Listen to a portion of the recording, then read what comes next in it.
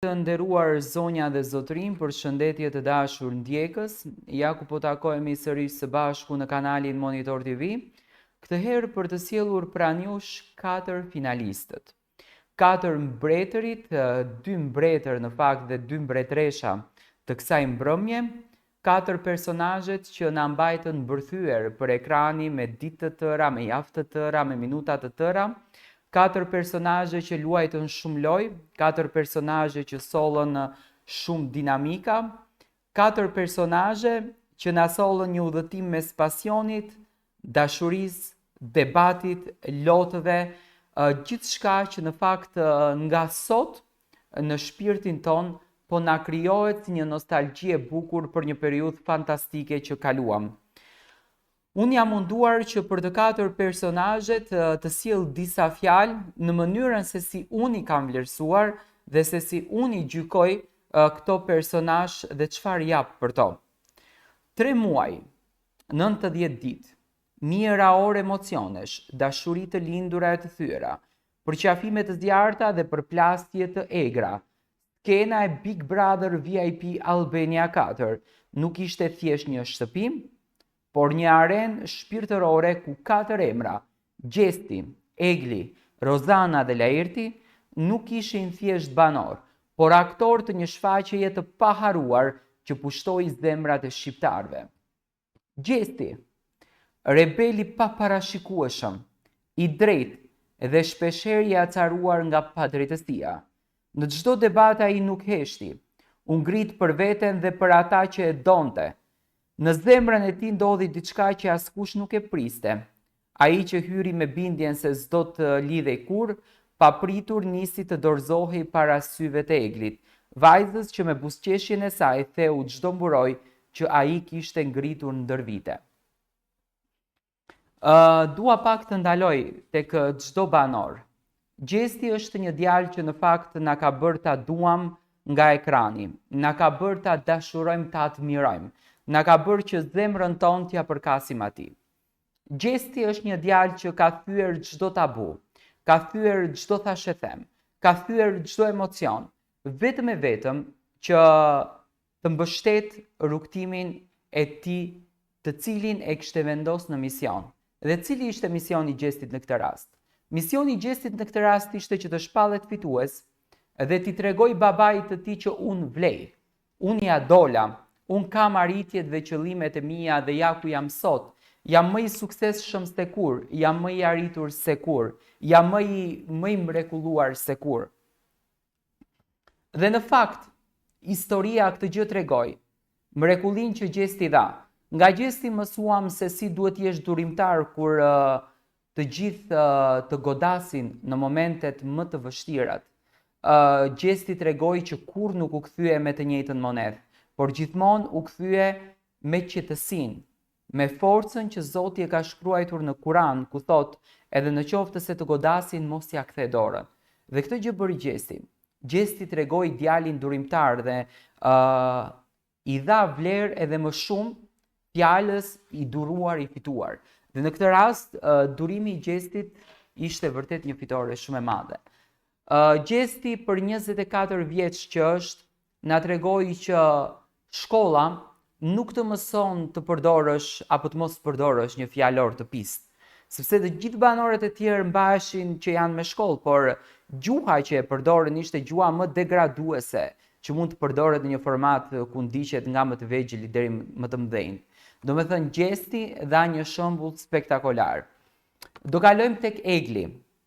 E ëmbël, e mençur, e drejt për drejt, e nisi lojën si një vajzë e rezervuar. Por dal nga dal, u bë zëri që nuk mund të injorohej në shtëpi. Ajo nuk u përkul kur para pasionit dhe kur zemra i rikte fort nga emocione që Gjesti i shkaktonte. Mes tyre lindi një afeksion i fort, i brisht por i sinqert, dhe megjithse rrugtimi i tyre u mbulua nga dyshime, debate dhe xhelozi, diçka e paprekshme u krijua, një ndjenjë që publiku e ndjeu përtej ekranit. Tek Egli kemi të flasim vetëm fjalë force, fjalë guximi, që realisht shumica prej ndjekësve mund ta paragjykojnë, por unë them që është guxim që të shprehësh ndjesitë, dashurinë, respektin ashtu siç Egli e shpreh nëpër televizion, nëpër emision dhe nëpër gjithçka që po ndodhen brenda këtij formati.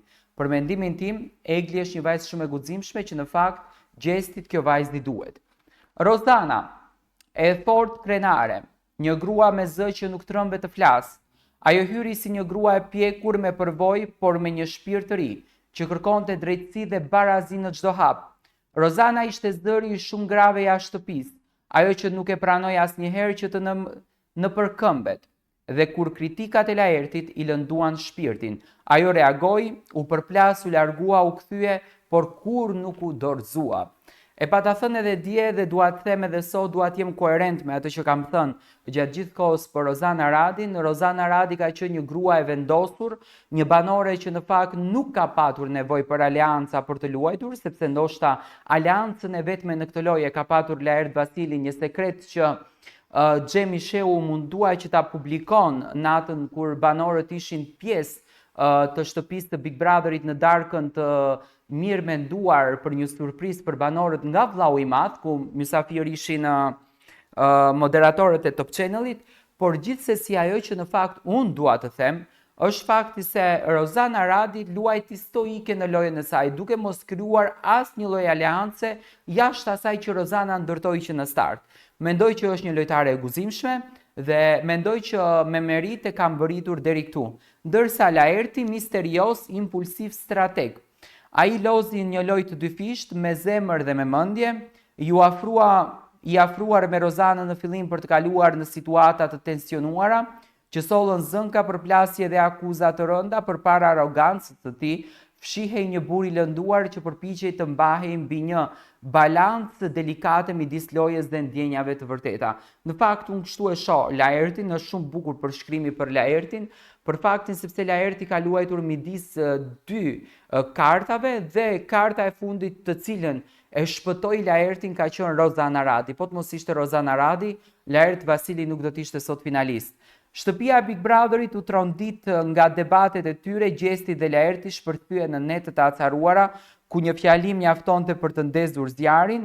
Egli shpesh u gjend mes të dy botëve, e ndar mes dëshirës për të dashur dhe nevojës për të mbrojtur veten. Rozana nga ana tjetër nuk kurseu as kënd, as meshkujt që në ndlerësuan dhe as vajza që u fshehan pas strategjive të heshtura. U pa gjithçka, lot në dush, përqafime mes natës, rrëfime intime rreth të kaluarës, mall për familjen jashtë, por edhe dashuri të sapolinura që ndryshuan rrjedhën e lojës. Gjesti e la veten të rrëzohet, por Egli ishte aty për ta ngritur. Rozana u përplas me të gjithë, por doli nga çdo betejë edhe më e fortë. Laerti luajti me nuanca, herë mbreti i shtëpisë, herë i vetmuar mes mureve të ftohtë. Sonte kur ndriçimi i madh i finales ndizet, për herë të fundit katër emra që ndrojnë ballë për ballë njëri tjetrit, secili me një histori, secili me plagët e veta, secili me një dashuri të pathënë ose një falje të pamenduar. Ata nuk janë më thjesht banor, janë simboli një udhëtimi të paharrueshëm që la gjurmë. Dhe kur spektakli të mbyllet dhe drita do të fiken, diçka do të mbetet gjallë. Kujtimet, emocionet, puthjet e ndaluara, zënkat që e mbajtën pezull e ndoshta një ndjenjë që do të vazhdoj edhe jashtë. Ky Big Brother 4 dhe gjesti Egli, Rozana, Laerti ishin zemra e këtij formati.